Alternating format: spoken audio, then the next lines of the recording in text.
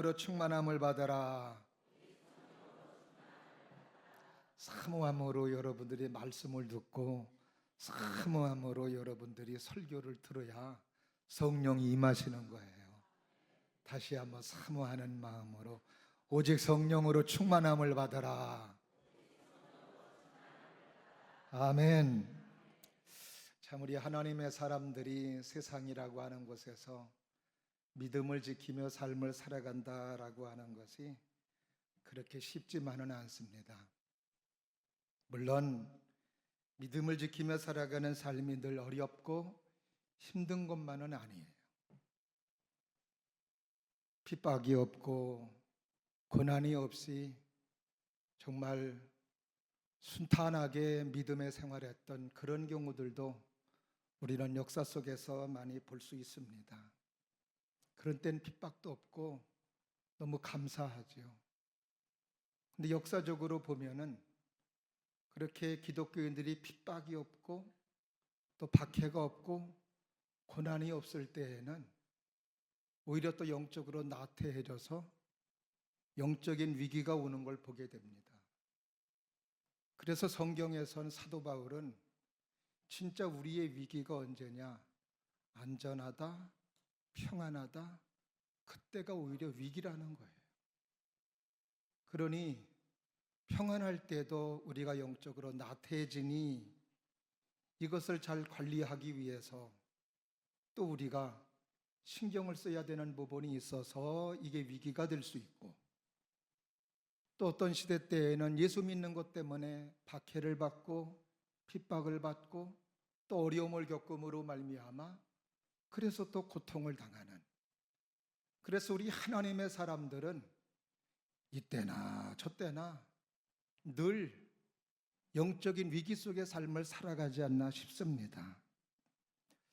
우리 하나님의 사람들은 그래서 늘 위기의 순간을 맞이하면서 우리가 삶을 살아가요. 이런 순간에 우리는 누구를 생각하고 하나님을 믿는 믿음을 생각하고 예수님을 믿는 믿음을 생각하면서 하나님의 뜻을 따라야 되고 믿음으로 살아야 되고 믿음을 지키며 살아야 되고 하나님이 온전하신 그 뜻을 바라보며 믿음으로 삶을 살아야 되는데, 그래서 우리들이 이런 하나님의 은혜를 받아 하나님의 능력과 하나님의 힘을 가지고 복음을 전하며 하나님이 기뻐하시는 모습으로 삶을 살아야 되는데, 그것을 어떻게 하면 이룰 수 있을까? 다른 방법 없습니다. 성령 충만함밖에 없습니다. 따라 하십니다. 성령 충만함밖에 없습니다. 오늘은 성령 강림 주일입니다. 예수님 승천하시고 이제 예수님의 승천을 목격한 사람들이 500명이었습니다. 500명의 사람들이 예수님의 승천을 목격했습니다마는, 그러나 380명은 도망가고 120명만, 예수님의 제자를 비롯한 120명만 이제 예수님께서 승천하시기 직전 말씀하셨던 말씀을 기억하면서 이제 그들이 오순절 마가의 다락방에서 열심으로 기도하다가 성령 받은 날이 오늘입니다. 그래서 교회가 시작되었고 120명으로 시작된 교회가 지금은 전 세계에 수십억의 인구가 구원받고 수많은 교회들이 세워져서 지금도 수없는 영혼들이 구원받는 놀라운 역사가 일어난 것도 누구의 역사예요? 성령의 역사인 줄로 믿습니다. 왜 우리가 성령을 받아야 되느냐? 여러분들의 설교 말씀을 통해서 여러분의 삶을 통해서 많이 느끼는 부분입니다. 우리가 예수님을 믿는 믿음 속에 구원을 받는데 성령은 바로 예수님을 가장 잘 아는 분이시기 때문에 그렇습니다. 우리가 예수님을 믿고 싶다고 해서 믿어지는 게 아니에요. 어떤 사람은 나도 예수님 믿고 싶습니다. 나도 말씀을 믿고 싶습니다. 그런데 안 된다는 거예요. 왜 그럴까요? 믿음이라고 하는 것은, 예수님을 믿는 믿음은 내 의지, 내 노력으로 되는 것이 아니기 때문에 그렇습니다. 그래서 성령이 내게 오셔서 성령께서 예수님을 내 안에서 증거해 주시고 내 안에서 가르쳐 주실 때, 그때 드디어 우리는 예수님을 나의 구주로 고백하며 예수님을 영접하여 구원받는 놀라운 역사가 일어나기 때문에, 그래서 우리는 성령을 받아야 되는 거죠.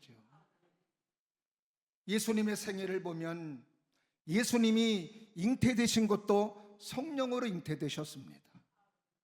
예수님이 병을 고치신 것도 성령으로 병을 고치셨어요. 예수님이 귀신을 쫓은 것도 성령에 힘입어 귀신을 쫓았습니다. 예수님이 십자가 지신 것도 성령으로 십자가 지셨다고 그랬어요. 예수님이 부활하신 것도 성령으로 부활하셨다고 로마서에서 말씀해 주시고 있습니다. 성령이 아니고서는 예수님을 알 수가 없고, 모든 예수님의 사역은 성령의 사역이었음을 알 수 있습니다. 그뿐인가요? 요한복음 14장 26절에 보면은 예수님께서 제자들에게, 우리들에게 하시는 말씀이에요. 성령이 오시면 내가 너희들에게 말한 것을 기억나게 하고, 또 성령께서 가르쳐 주시고, 27절 말씀에서는 성령께서 평안함을 주시고, 또 성령께서 두려움이 사라지게 하신다고 말씀해 주시고 있습니다. 그래서 우리가 성령을 받으면 두려움이 사라지는 거예요. 아무리 두려운 일이 있고, 아니 걱정되는 일이 있고, 아무리 근심되는 일이 있다 할지라도 성령이 내 안에서 평안함을 주시면 평안한 거예요. 성령이 내 안에서 두려움을 몰아내버리면 내 마음 평안하여 두려움에서 자유한 자가 되며 해방되는 축복의 사람, 하나님의 사람이 되는 줄로 믿습니다. 그래서 예수님께서는 너희들이 꼭 성령을 받아야 된다. 예수님은 승천하시고 부활하시고 승천하시기 직전에도 사도행전 1장에서 아버지께서 약속하신 것을 너희들이 기다려라. 절대로 너희들이 뭐 하려고 하지 말고, 예루살렘을 떠나지 말고 아버지께서 약속하신 것을 기다려라. 그리고 아버지께서 약속하신 성령이 오시면 사도행전 1장 8절에 있는 말씀처럼 오직 성령이 너희에게 임하시면 너희가 권능을 받고 예루살렘과 유다와 사마리아와 땅끝까지 이르러 내 증인이 되리라 하시니라. 이런 말씀을 하시고 예수님은 구름 타고 올라가신 거예요.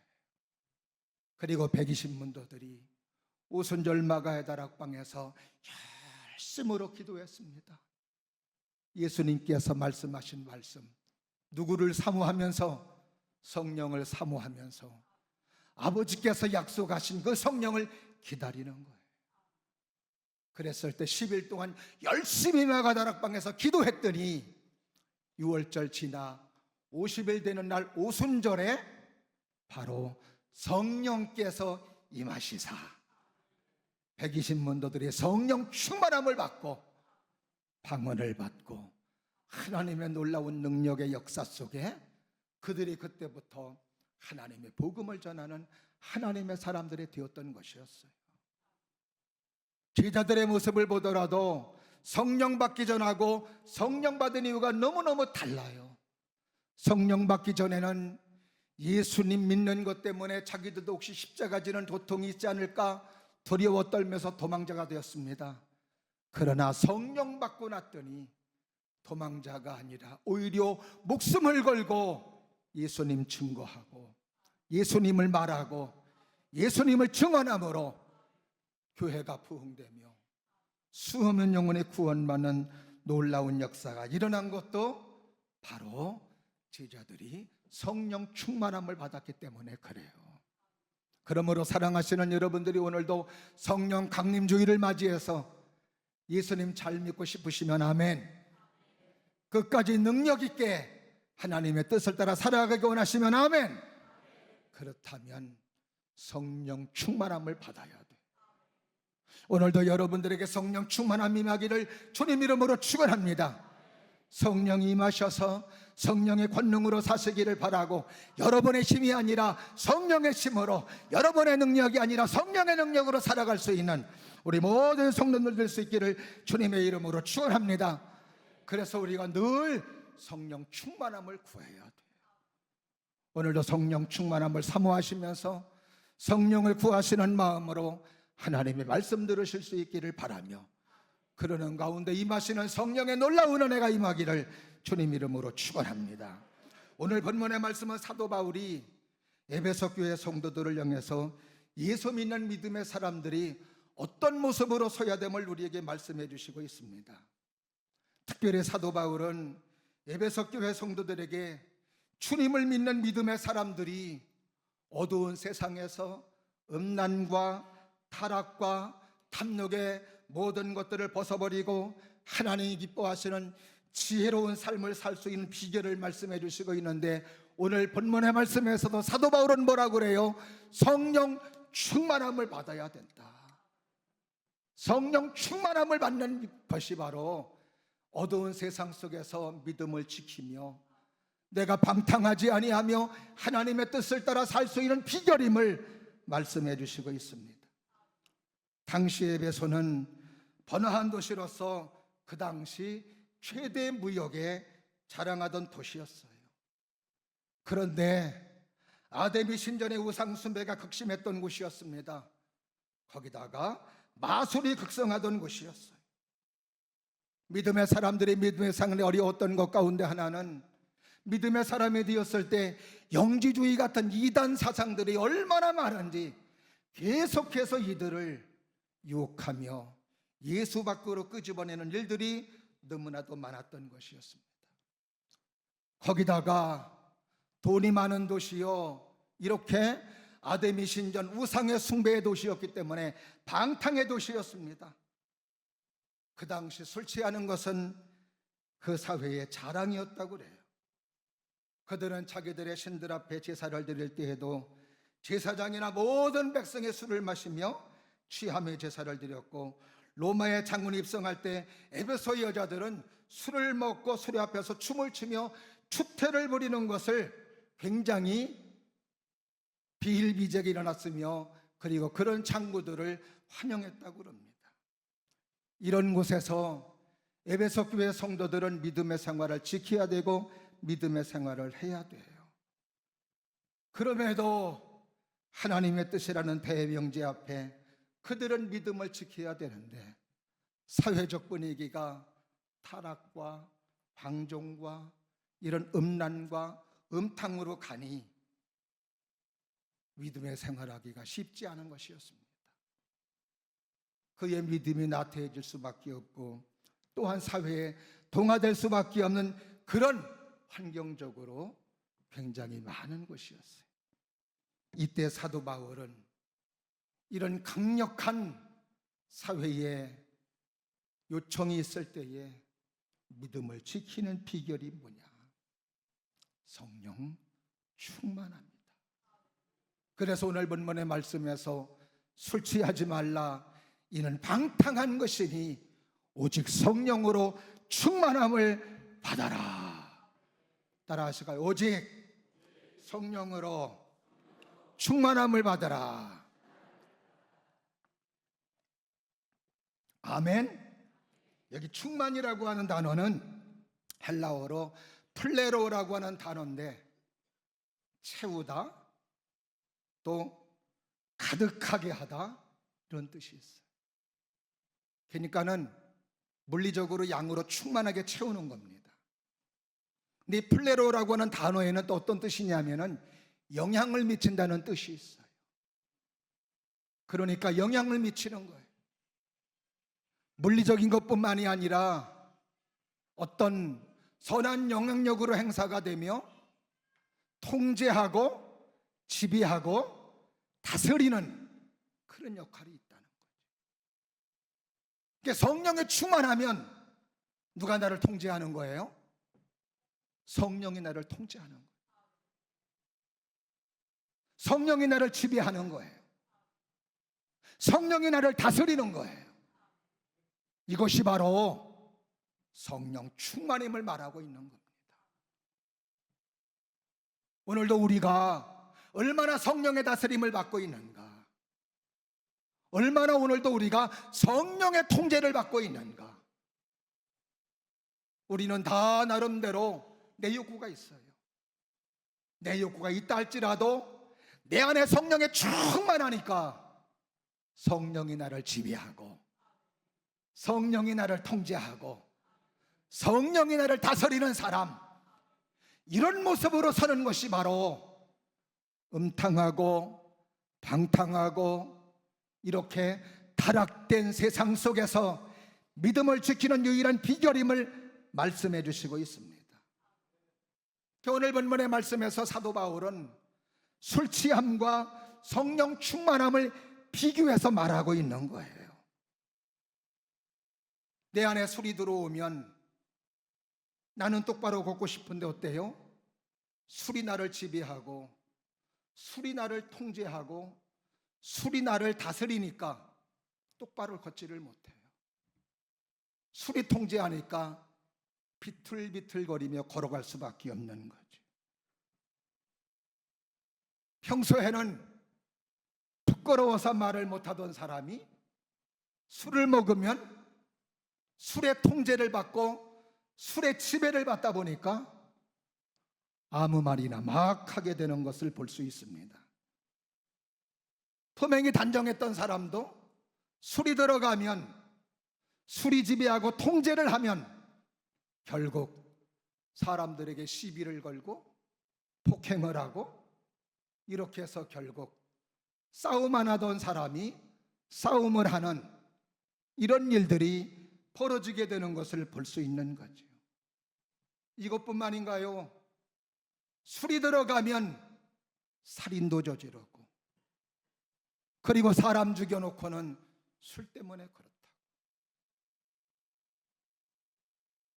술을 먹고 운전을 하면 술김에 사고를 내고, 그 술의 통제 때문에 결국 술의 지배를 받음으로 수없는 사건, 수없는 일들이 우리 사회에서 많이 벌어지고 있는 것을 볼 수 있습니다. 술이 들어가면 내 몸을 내가 컨트롤하지 못하고 술이 지배하는 거예요.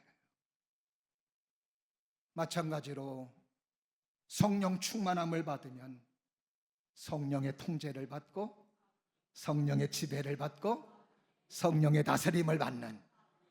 근데 감사하게도 술이 통제하면, 술이 지배하면 술은 나를 나쁘게, 나를 악하게, 나를 못쓰게, 나를 안 좋게 그렇게 결과를 가져오지만, 성령이 나를 지배하고 성령이 나를 통제하면 나의 삶의 선이 이루어지고, 나의 삶에 축복이 있고, 나의 삶에 은혜가 오고, 나의 삶에 선한 열매가 맺혀지게 되고, 나의 삶에 능력이 있고, 나의 삶에 하나님의 뜻을 이루며, 나의 삶에 수없는 지혜와 지혜 속에 하나님의 뜻이 이루어지는, 사람들에도 유익을 주고 아름다운 삶을 살게 하는 아름다운 일들이 벌어지게 하니, 오늘도 사랑하시는 조바 여러분들이 성령 충만함으로 살아갈 수 있는 귀한 모습이 될 수 있기를 주님의 이름으로 축원합니다.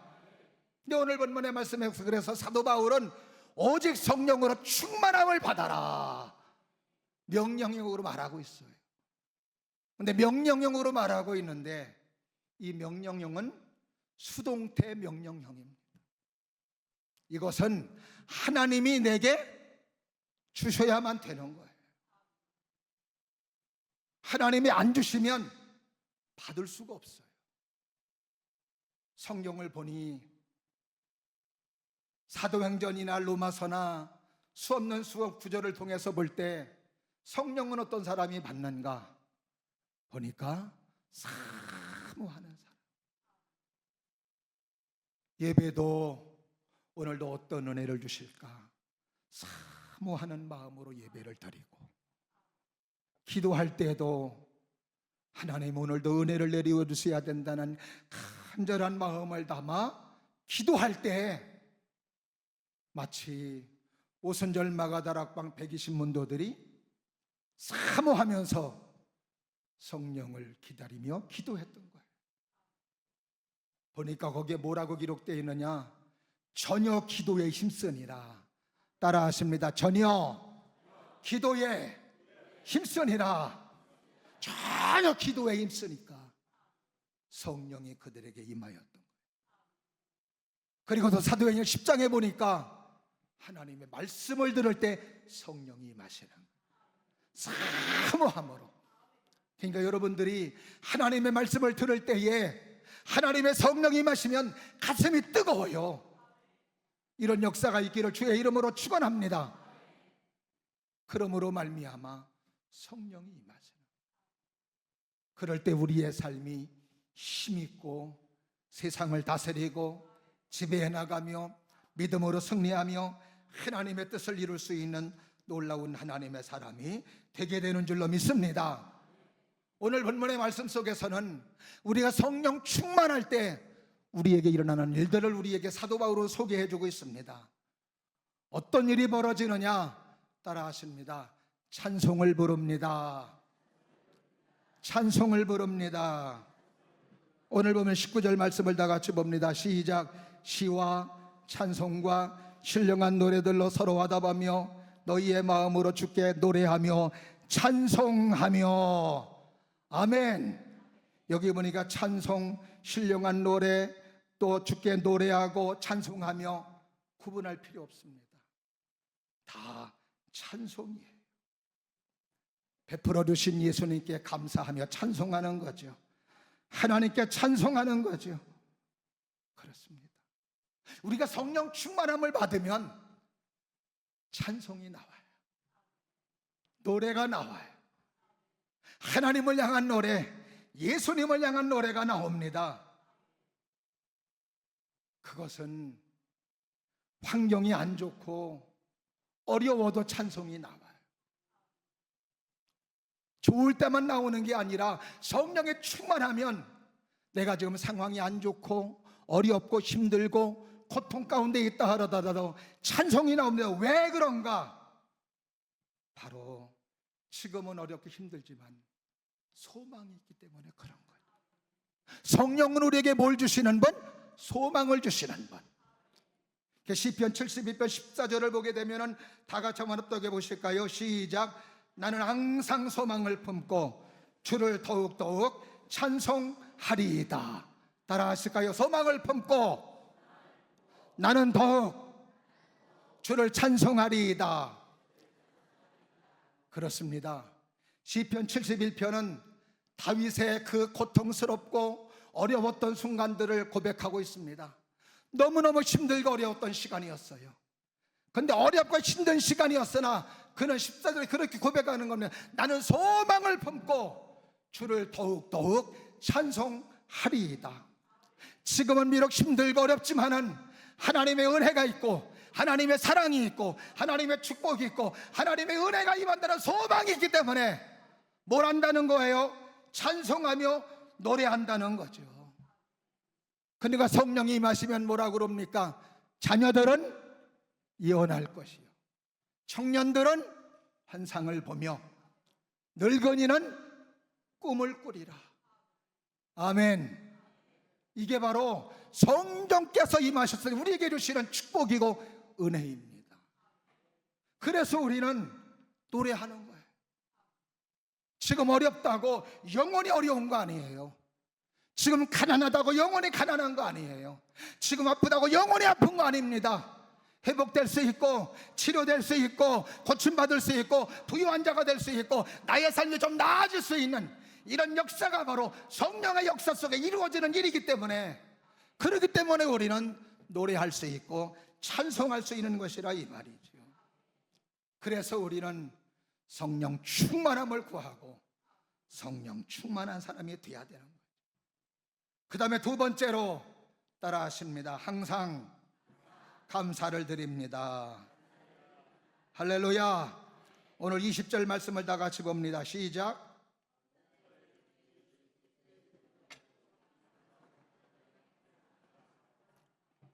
할렐루야. 따라하실까요? 항상 아버지 하나님께 감사하며. 아멘. 성령이 마시면 마찬가지로 범사에 감사하는, 좋을 땐 좋아서 감사하고, 어렵고 힘들 땐 어때요? 어렵고 힘들 때도 감사하는 거예요. 왜 감사해요? 로마서 8장 28절 주님께서 하시는 말씀 다 같이 합독합니다. 우리가 알거니와 하나님을 사랑하는 자 곧 그의 뜻대로 부르심을 입은 자들에게는 모든 것이 협력하여 선을 이루느니라.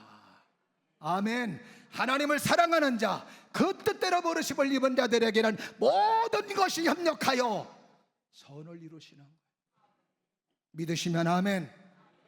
지금 당장이 어렵다고 해서 그 어려운 일이 나에게 안 좋은 일만 되는 건 아니더라고요. 오히려 그것이 내게 유익이 되고 그게 축복이 되고 열매가 되어지는 경우들도 얼마나 많은지 모릅니다. 창세기에 보면은 우리가 잘 아는 요셉이라는 사람 나와요. 얼마나 하나님 앞에 흠이 없이 믿음으로 살아간 사람입니까? 성결하게 살았죠. 근데 성결하게 살고 깨끗하게 살고 하나님 앞에 의롭게 산 것 때문에 억울하게 누명 써서 감옥에 들어가는 어려움을 겪습니다. 보통 사람 같으면 이게 뭐냐고, 내가 뭘 잘못했냐고, 내 억울한 누명을 써서 이렇게 감옥에 들어가냐고 하소연할 수 있으나 요셉은 원망하지 않아요. 근데 하나님께서는 어때요? 그 아무것도 아닌 요셉을 그 감옥에서 떡 맡은 관원장을 만나게 하시고 술 맡은 관원장을 만나게 하셔서 그들이 꾼 꿈을 해석함으로 말미암아 바로 왕에게 발탁되는 놀라운 역사가 이루어지므로, 그래서 오히려 감옥에 그것이 애굽의 총리가 되는 하나님의 놀라운 역사, 아름다운 인생을 살게 하는 축복의 전환점이 되게 된 것도 감옥이었던 것을 볼 수 있는 거죠. 이게 바로 뭐예요? 하나님의 역사 속에서만 가능한 일입니다. 세상에서는 그렇게 될 수도 있고 안 될 수도 있어요. 그러나 하나님은 주권자이십니다. 하나님은 창조자이십니다. 하나님은 만드시는 분이세요. 그러니 하나님께서 믿음으로 산 요셉을, 신령하게 산 요셉을, 성결하게 산 요셉을 그냥 놔두지 아니하고 하나님은 그에게 은혜를 내리워 주시사 억울하게 누명 써서 감옥에 들어갔으나 감옥에서 오히려 애굽의 총리가 되며, 그래서 오히려 하나님의 이름을 높이고 주님의 영광을 드러내는 아름다운 축복의 사람으로 되어져 갔던 것을 우리는 볼 수 있습니다. 그래요, 우리는 우리의 삶 속에서도 마찬가지로 성령이 충만하셔서 우리 감사할 수 있는 사람, 할렐루야, 그런 우리 모두가 될 수 있기를 주의 이름으로 축원합니다. 어제는 많이 걷는데 힘들더라고요. 그러다 보니까 나도 모르게 내 마음에 기쁨보다는 내 마음에 누르는 아쉬움들이 있고 어두움들이만 나를 누르는 거예요. 감사보다는 어쩌다가 이런 일이, 왜 나에게? 이렇게 말씀을 준비하면서 성령이 충만하지 못해 그렇구나. 성령 충만함을 주옵소서.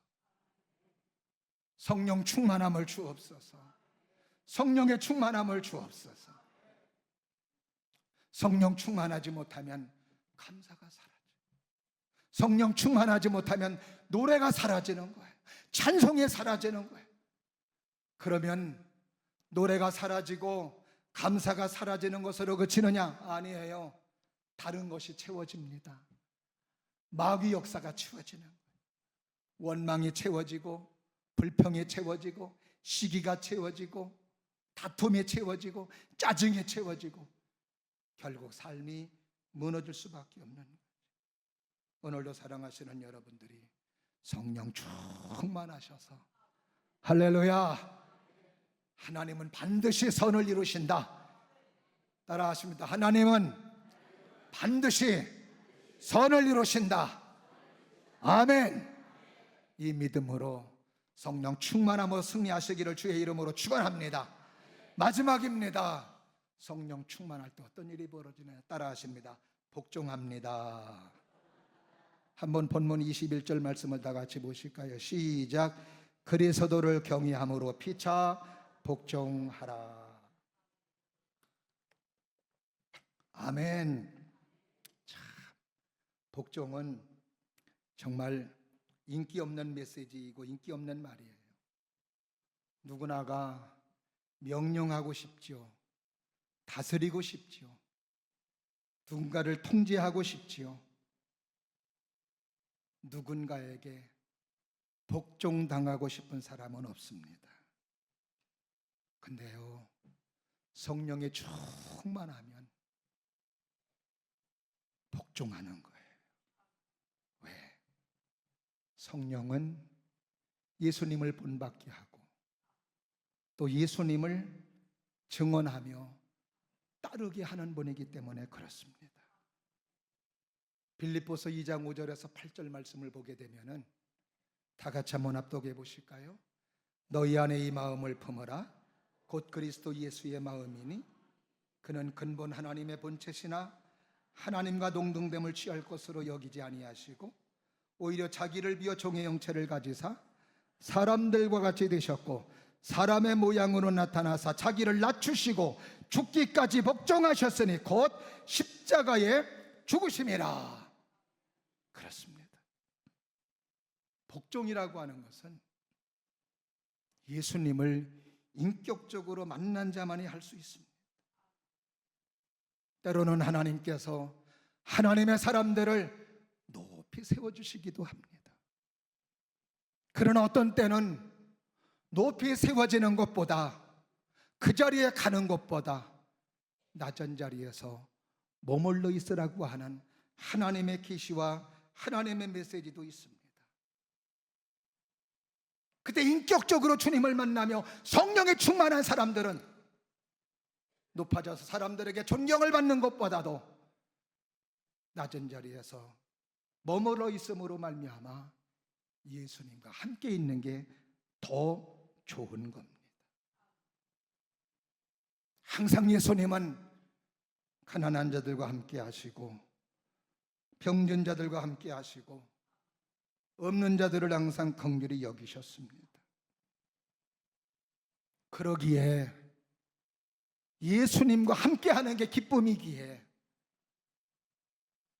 높아지는 것보다 복종하는 그 자리에서 주님과 함께하는 그것이 기쁘고 너무 좋기 때문에 그렇습니다. 사도 바울은 디모데전서 1장 13절에서 내가 전에는 비방자였고 폭행자였다고 고백하고 있습니다. 누구를 폭행했어요? 예수님을 폭행하고 예수님을 비방했던 사람이었습니다. 그런 자였는데 예수님께서는 그를 부르셔서 복음 전하는 자로 삼아주시고 하나님의 귀한 사명을 감당하게 하신 거예요.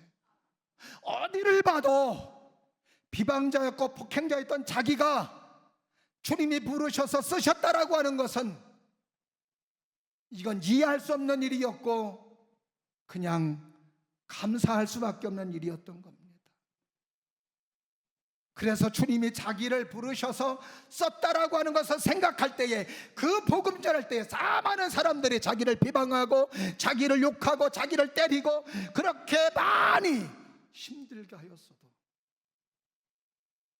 그들을 똑같이 비방하지 아니하고 욕하지 아니하며 사랑할 수 있었던 것은 자기를 불러주신 예수님의 사랑을 늘 기억하고 있기 때문에 그런 것이었어요. 그래서 바울은 늘 그들에게 눈높이를 맞추고 복종하면서 섬기면서 하나님의 뜻을 이루는 아름다운 삶을 살았던 것이었습니다.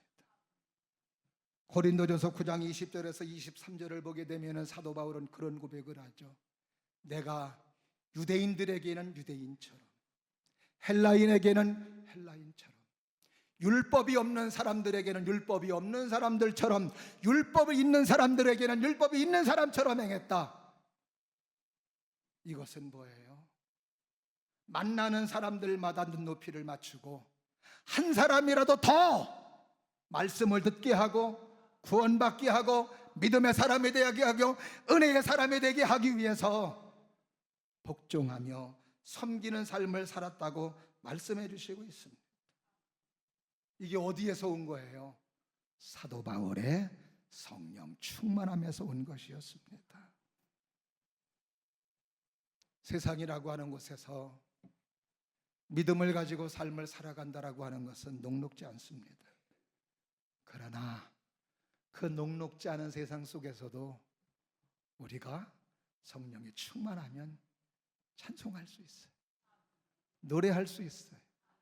감사할 수 있어요. 복종하며 살아갈 수 있습니다. 오늘도 사랑하시는 우리 복지가족들이 성령 충만함을 사모함으로 간구하세요. 꼭 성령 충만함을 사모하시고 성령 충만함을 위해 기도하셔서 성령 충만하시기를 주님 이름으로 축원합니다. 그 성령 충만하셔서 이제는 여러분들이 소망이 있어서 찬송하고 어렵지만 선으로 바꿔주시는 하나님 때문에 감사하며 섬기고 복종하는 아름다운 가정, 또 우리 교회, 더 나아가 영혼들을 하나님 앞으로 세워나갈 수 있는 우리 사랑하시는 복지가족 여러분들 모두가 될 수 있기를 주님의 이름으로 축원합니다. 기도하겠습니다. 은혜가 풍성하신 하나님 아버지, 오늘도 주님의 사랑으로 함께 해주시사 우리에게 성령을 보내주셔서 우리의 힘으로 할 수 없는 모든 일들을 성령의 능력으로 하게 하심을 참으로 감사합니다. 오순절마가 따라배 성령이 임하였던 것처럼 오늘도 해배석교회 성도들에게 성령 충만함을 받아야 된다고 하는 것처럼 오늘도 20대에 살 수 있는 유일한 비결은 성령 충만함밖에 없는 줄로 믿습니다. 오늘도 성령 충만하게 하셔서 하나님을 찬송하게 하시고 감사하게 하시고 복종하며 섬기는 삶이 되게 하여 주시옵소서. 우리의 삶도 축복이 되며 우리의 가정도 우리 교회도 우리가 만나는 모든 사람들이 영혼의 구원받는 하나님의 놀라운 역사가 있게 하여 주시옵소서. 예수님 이름으로 감사하며 기도 올리옵나이다. 아멘.